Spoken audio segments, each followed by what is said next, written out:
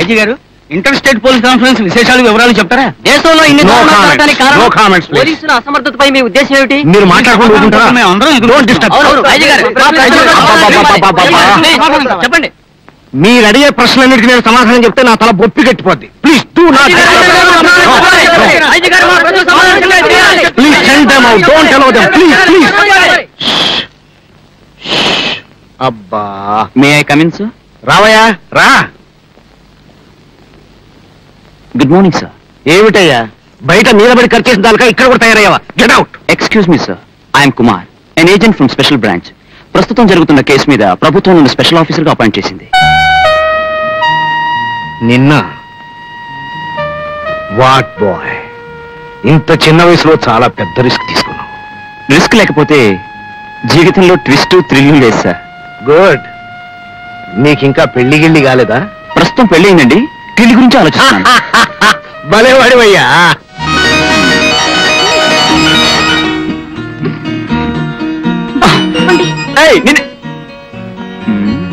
అమ్మో, అయ్యో, అయ్య బాబోయ్, నాయనో, అయ్యో, అయ్య బాబోయ్, అమ్మో, అయ్యో, అయ్యో, అయ్యో,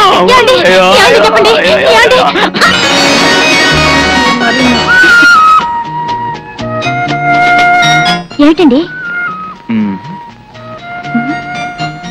అబ్బా, ఏమిటండి ఏదో గుచ్చుకుంటోంది. బాయ్, డబ్బాలని ఇక్కడెందుకండి? ఎక్కడ? ఇదేమిటో తెలుసా? ఏమిటి? Electronic detector. ఎందుకు? 15 కిలోమీటర్లలో ఎక్కడైనా సరే ఎలక్ట్రానిక్ వేవ్స్ వస్తే గనక దీంట్లో వెంటనే తెలియజేస్తుంది. ఇది ఎప్పుడు మీ ఆయనతో ఉండాలి. ఏమిటి, బెడ్ మీద కూడానా? Yes. అయితే ఓ పని చేయండి, ఇదే పెట్టి పడుకోండి.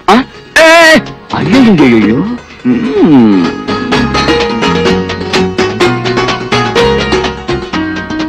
ఇక్కడికి దగ్గరలో శ్రీపక్ష తీర్థం అనే ఊరుందట. అక్కడికి ప్రతి శుక్రవారం 2 పక్షులు వచ్చి వాళ్తాయట. దానికే ఉంది, మన దొడ్లోనూ వాళ్తాయిగా రోజుకి 2-3 గద్దలు 4 పక్షులును. బా, అలా అనకండి, పాపం అండి బాబు. అవి దేవతలండి, కైలాసం నుంచి వచ్చి వాళ్తాయిట. అవి చూడ్డానికి ఎంతో మంది వెళ్తున్నారు, మనం వెళ్దామండి. చూడు బుల్లి, నేల మీద వాలే పక్షుల్ని, గోడ మీద నడిచే పిల్లుల్ని, దేవతలను చూస్తూ కూర్చుంటే మన ఉద్యోగం ఊడిపోతుంది. అది కాదండి, మా బాబు కదూ, మా చిట్టి కదూ, మా బంగారం కదూ. వెళ్దామండి, వెళ్దామండి, వెళ్దామండి, వెళ్దామండి. అబ్బా, మీరు మాట్లాడుతున్న పదండి.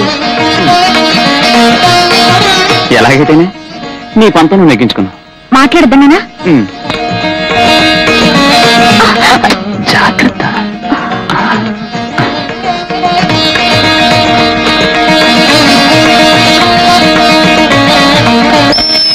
అదిగో చూసారా, పక్షులు వస్తున్నాయి. కళ్ళు మూసుకొని దండం పెట్టుకోండి, దండం పెట్టుకోండి.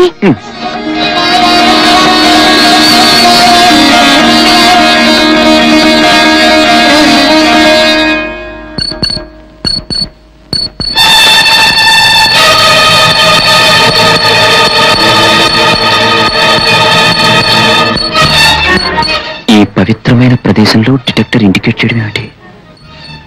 ఇక్కడ ఎలక్ట్రానిక్ వేవ్స్ ఉన్నాయన్నమాట. Something is going on.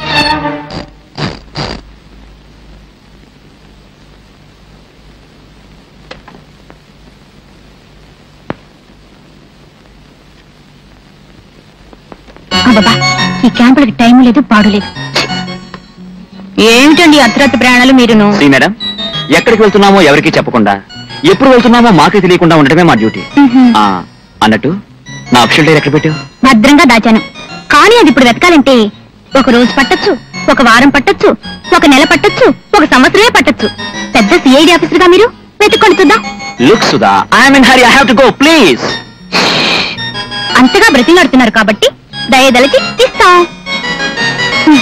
ఇదిగో ఇక్కడుంది. ఓ, థ్యాంక్ యూ. ఏమండి, వెళ్ళెప్పుడు వస్తారు? 1 రోజు పట్టొచ్చు, 1 వారం పట్టొచ్చు, 1 నెల పట్టొచ్చు, 1 సంవత్సరమైనా పట్టొచ్చు. పెద్ద సిఐడి ఆఫీసర్ గారి భార్య కదా, వెయిట్ చేస్తూ ఉండు. Okay, bye bye.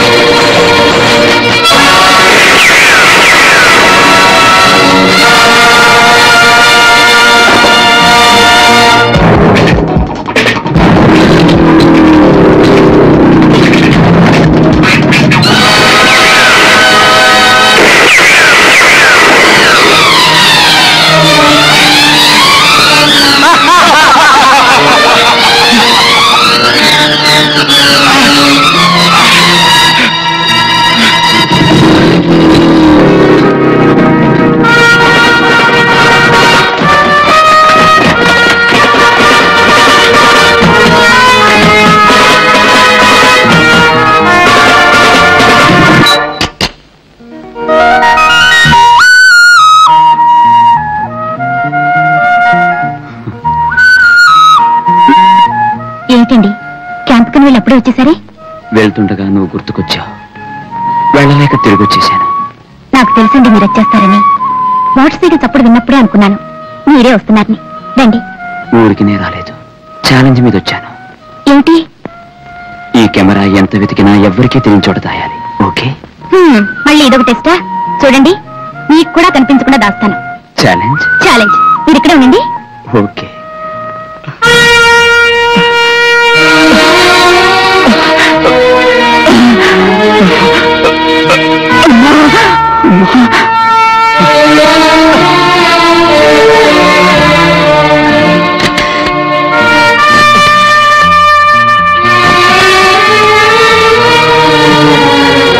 Hello, I'm Kumar speaking sir. I'm Kumar.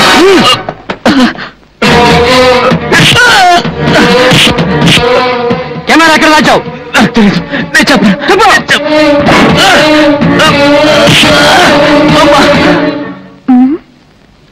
Camera ఎక్కడ దాచావు?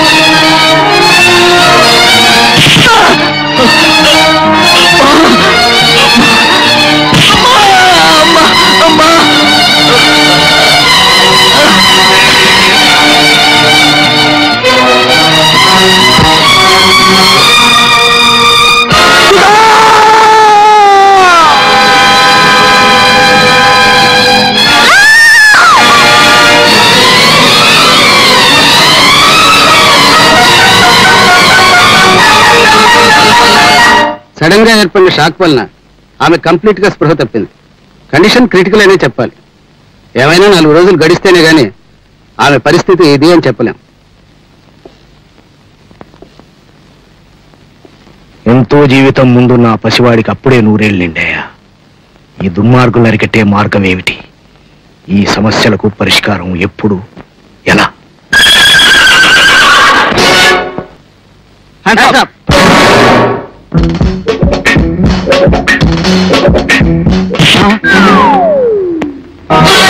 Don't move.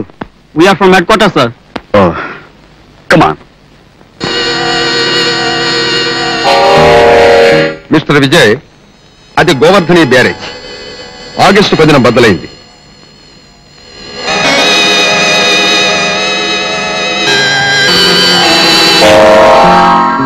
జంగిల్ మ్యూజియం నవంబర్లో తగలబడిపోయింది. చాలా విలువైన వస్తువులు పోయాయి.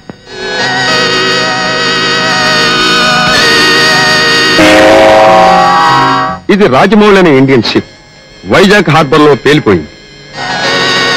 నెక్స్ట్, ఆయన సర్ విఎస్ రఘునాథ్, అగ్రికల్చరలిస్ట్. ఇండియాలోని భూసారాన్ని 10 రెట్లు పెంచి ఆహార ధాన్యాల అభివృద్ధికి చాలా ప్రయోగాలు చేశారు. ఢిల్లీలో ఆయన ల్యాబ్ నుంచి క్షణమిగా మాయమయ్యారు. దేశం అల్లకల్లోలం అయిపోయింది. దీని వెనక శత్రు దేశాల ప్లాన్ ఉన్నట్టు తెలుస్తోంది. ఈ మధ్య ఒక గంగాపి సార్ ఆ దుర్మార్గుల చేతిలో బలైపోయాడు. ఎవరు?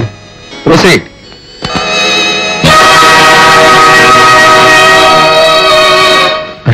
కుమార్, ఈ ప్రకృతి ఎంత అందంగా ఉందిరా.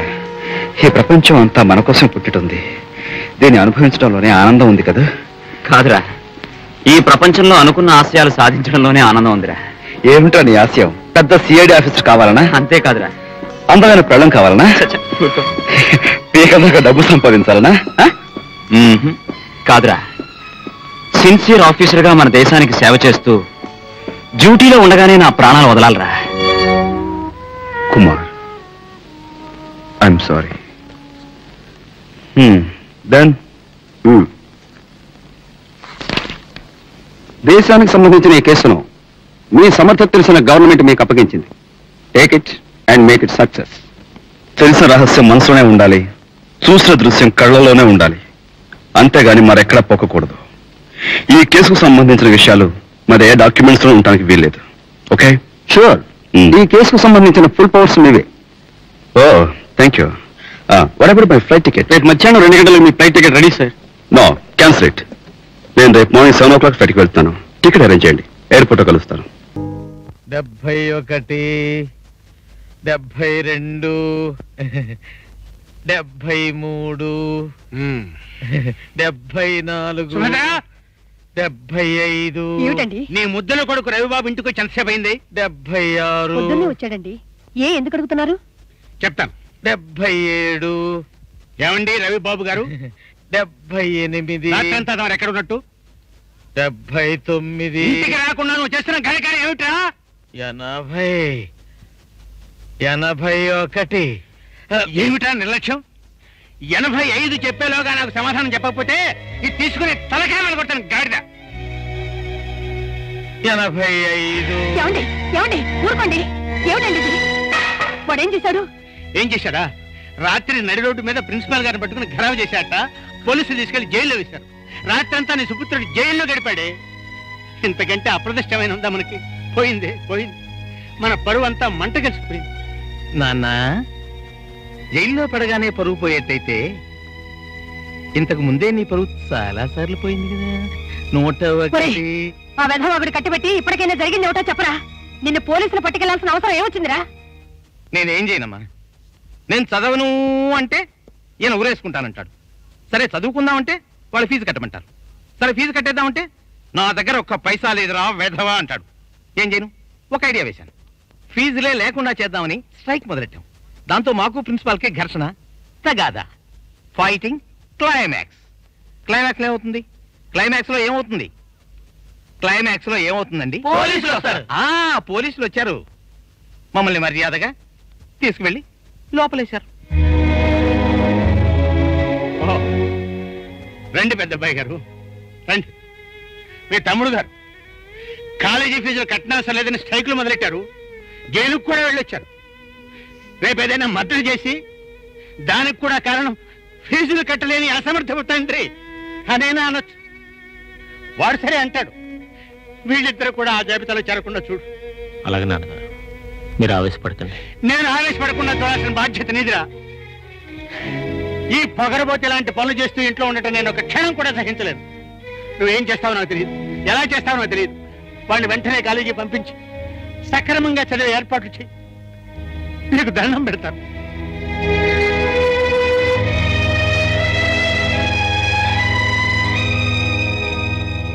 ముత్యం, నిన్ను కట్టుకున్న ఆ తాళం చెవులు నీ చేతిలో పెట్టిన తర్వాత ఇంట్లో నాకు స్వతంత్రం ఎక్కడేసింది? చిట్టి ముత్యమా, బుజ్జి ముత్యమా, ముద్దు ముత్యమా, నా మాట వినుమా, నా మాట వినుమా. చిపా, ఏమిటి వినేది? దాచుకున్న డబ్బులన్నీ ఇలాగ తీయటి కబుర్లు చెప్పి ఎగరేసిపోతావు. ఈసారేం కుదరదు. కుదరదంటే నీ కొంగుతోనే ఊరేసుకు చచ్చిపోతానే ముత్యం. నేనేం నా కోసం అడుగుతున్నానా? ఆశకి కాలేజీకి ఫీజు కట్టాలి, ధరావత్తు కట్టవలనే. 2116 ఒకటోసారి, 2116 రెండోసారి, 2116. ఆపండి మీ సుత్తి. ఎప్పుడు చూసినా మీ చెల్లెలు సాకు ఒకటి దొరికింది. నీ మొగుడినై నిన్నే అడుక్కుంటున్నందుకు చాలా ఆనందంగా ఉంది. మిగిలింది నీ పెట్టిలోనే జాగ్రత్తగా పెట్టి తాళం వేసుకో. బావా బావా బావా, ఎప్పుడు వచ్చి తీవు? అప్పుడే వెళ్ళిపోతుంటివేలా? ఏం లేదు బావా, నేను చూడాలనిపించింది చూశాను, వెళ్ళిపోతున్నా. ఊరకరారు మహానుభావులు నీ వచ్చిన బన్ని తెల్పి ముదావహుడవు గమ్ము. ఈ బావ దగ్గర బెంకమేళ జంకులేక నీ కోరిక తెలుపు బావా. నిజం బావా, ఏం లేదు. నాకు తెలుసు, నువ్వు చెప్పవు. నా దగ్గర ఇంతే ఉంది, ఉంచుకో బావా. అది కాదు బావా, ఆశ. ఆ ఆశ నీదని నీకు ఎన్నిసార్లు చెప్పాను? ఇదంతా ఉత్తినే ఇస్తున్నాను అనుకున్నావా? కట్నం లెక్క రాసుకో. రవి, ఇక 1000 రూపాయలు ఇది తీసుకెళ్ళి కాలేజ్ ఫీజు కట్టు. అన్నయ్య 1 మినిట్.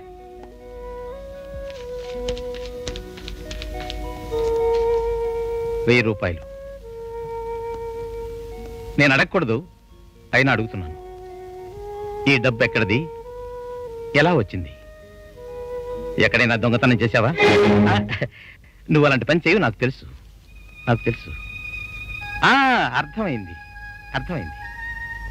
ఎక్కడైనా అప్పు తెచ్చావా? అవసరానికి అప్పు తెచ్చుకోవడంలో తప్పు లేదు. అయినా ఈ డబ్బు నాకొద్దు. ఎందుకుదరా? చాలా పెద్ద ప్రశ్న, సమాధానం చెప్పే తీరాలా? అవును, చెప్పి తీరాలి. నువ్వు కాలేజీ ఫీజు కట్టాను కానీ వాడు నానా అవస్థపడి ఆ డబ్బు తీసుకొస్తే అంత నిర్లక్ష్యంగా విసిరిపారేస్తావా? ఏమిటా తలబిరుస్తాను? నాది తలబిరుస్తానమే. అక్రమాన్ని సహించి తలవగ్గలేక తిరగబడదామనుకుంటున్న నాకు తెలిసింది తల బిరుస్తున్నవే. మై డియర్ ఫాదర్, ఇక్కడ నిలబడ్డ ఈ మనిషి మీ కడుపును పుట్టినవాడు కాబట్టి ఈయన విలువేంటో మీకర్థం కాకపోవచ్చు. కానీ అన్నయ్య ఔన్నత్యం ఏమిటో నాకు బాగా తెలుసు. మొత్తం భారతదేశంలో ప్రథముడుగా ఎంఏలో గోల్డ్ మెడల్ తీసుకున్న విజ్ఞాని, చరిత్ర పుటల్ని కింద నుంచి పైకి తిరగేసిన మహాజ్ఞాని, అసలు రూపాయి అంటే ఏమిటో తెలియజెప్పే ఆర్థిక శాస్త్రం అంచులు తాకిన అఖండ మేధావి. అంతటి ఈ భారత్ ఈ ఇంటికి పెద్ద కొడుకై ఎందుకు కరగాని మా చదువుల కోసం దేహి అని ఇంకొకరిని అర్థించవలసిన అవస్థ కలిగినందుకు నాకు నేనే సిగ్గుతో చచ్చిపోతున్నాను. అన్నయ్యకు ఉద్యోగం ఇచ్చి ఆయన విజ్ఞానాన్ని ఉపయోగించుకోలేని ఈ వ్యవస్థ దౌర్భాగ్యపు వ్యవస్థ. అన్నయ్యను అప్పుల వాణ్ణి చేసిన ఈ సమాజం దౌర్భాగ్యపు సమాజం. అందుకే ఈ డబ్బు నాకు వద్దంటున్నాను. బ్రతుకు తెరువుకి ఉద్యోగం ఒక్కటే మార్గం కాదు నాన్న. డబ్బు సంపాదించడానికి చదువు అక్కర్లేదు. డిగ్రీ లేకుండా కోటీశ్వరులైన ఎందరో మహానుభావులు మన కళ్ళ ముందే ఉన్నారు. ఎందుకు కొరగానని ఆదర్శాలు వింటూ తన చేతులకు సంకెళ్ళు వేసుకుని చేతగాని వాడిగా నిలబడ్డాడు అన్నయ్య. కానీ నేను నీ చాదస్తపు సాలిగూడు నుంచి బయటపడబోతున్నాను. డబ్బుతో మనిషికి విలువ కట్టే ఈ సమాజానికి డబ్బుతోనే సమాధానం చెప్పాలి. ఏ డబ్బు లేకుండా మనందరం అనుక్షణం అవస్థపడుతున్నామో ఆ డబ్బును కుప్పలు తెప్పలుగా సంపాదించి ఈ వ్యవస్థనే వెలగట్టుకుంటాను. నువ్వు కాదు కదా, ఆ భగవంతుడే నా ఎదురుగా నిలిచిన నా నిర్ణయం మారదు. వస్తాను. ఏమండి, వాడు వెళ్ళిపోతున్నాడండి. వెళ్ళలేవే. జీవితం అంటే ఏమిటో ఇప్పటికైనా వాడికి తెలిసొస్తుంది. మై డియర్ ఫ్రెండ్, ఈనాటి నుంచి నువ్వు మాలో ఒకడు అవుతున్నందుకు మాకు చాలా సంతోషంగా ఉంది. బాస్ నీ కంగ్రాచులేషన్స్ చెప్పమన్నాడు. థ్యాంక్స్ రా నీకు, నీ బాస్ కి వేదవానా. సారీ సార్, మిమ్మల్ని చూస్తే అలా అనిపిస్తుంది. ఇప్పుడు బాస్ గారు నన్ను ఏం చేయమన్నారో చెప్పండి. ఆ దూరంగా కొండ మీద కనబడుతుంది 5 స్టార్ హోటల్. ఈ ఊళ్ళోకి పెద్ద హోటల్ అది. దాన్ని నామరూపాలు లేకుండా పేల్ చేయాలి. నీ కష్టం కాలా? అదెందుకు పేల్ చేయడం? బంగారం లాంటి హోటల్ అది. అది ఉండటం వల్ల మన బాస్ గారు హోటల్ కి బిజినెస్ లేకుండా పోతుంది. అదేనమాట. సరే పేల్ చేస్తాను, నాకేం వస్తుంది? 10,000. Thank you very much. Thank you very much. ఇదెవరితో నీ అబ్బా? మీ అబ్బా? అది అది నేను చెప్పాను కదా నువ్వు పెదవనా. అది మీదేనండి. అయినా కొడుకువి.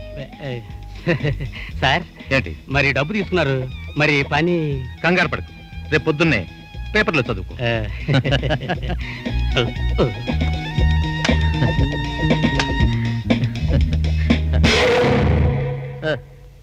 ఏంటి ఎలా వచ్చా? ఇల్లు వదిలి పదాన్ని పడ్డావు కదా, నీ బ్రతికెలా ఉందో చూసిపోదామని వచ్చాను. దానికేమన్నా దివ్యంగా ఉంది. చూసావా, ఒక్కరోజు సంపాదన 30,000. 30,000? ఇంత డబ్బు మనం ఎవరో ఎప్పుడూ ఒక్కసారిగా చూసున్నాం కదా. ఇది చాలా తక్కువ అన్నయ్య. నువ్వు అలాగే చూస్తూ ఉండు. లక్షలకు లక్షలు ఈ చేత్తో సంపాదించి ఈ చేత్తో విసిరేస్తాను. దట్స్ గుడ్ తమ్ముడు. అసలు నువ్వు మన ఇల్లు వదిలిపెట్టి రావడమే చాలా మంచిదైంది. ఈ బిల్డింగ్ చూసినప్పుడల్లా అనుకుంటూ ఉండేవాడిని, ఏనాటికైనా మనం ఆ స్థాయికి ఎదగలమా, ఈ బిల్డింగ్స్ లాంటిది ఒకటైనా మనం కట్టగలమా అని. చాలా ఈజీ అన్నయ్య. 1 సంవత్సరం తిరిగేసరికి నీ తమ్ముడు ఈ ఊళ్ళోకెల్లా పెద్ద ధనవంతుడు అవుతాడు. మీరెవ్వరూ సాధించలేని కార్యాలు ఎన్నో సాధిస్తాడు. ఇవేం బిల్డింగ్స్ అన్నయ్య? బిల్డింగ్స్ అని కడతాడు. Multi storage buildings. చూస్తూ ఉండు, ఆదర కొట్టేస్తాడు. That's right. ఇతరులు కట్టుకున్న మేడలో మిద్దెలు కూల్చి ఆ సమాధుల మీద పునాదులు లేపి ఆకాశ సౌధాలు నిర్మిస్తావు కదూ. ఆ ఆకాశ సౌధాల్లో మాకు కాస్త చోటు ఉంటుంది కదూ. చచ్చేదాకా ఆనందంగా బ్రతకడానికి కాదులే, అక్కడకు చేరిన మరుక్షణమే అంత ఎత్తు నుంచి దూకి చావటానికి. అన్నయ్య, అవునరా, నువ్వు సంపాదించి పెడుతున్న ఆ నెత్తుడు కూడు తిని అరిగించుకోగల శక్తి నీకుండొచ్చేమో కానీ మాకు లేదు.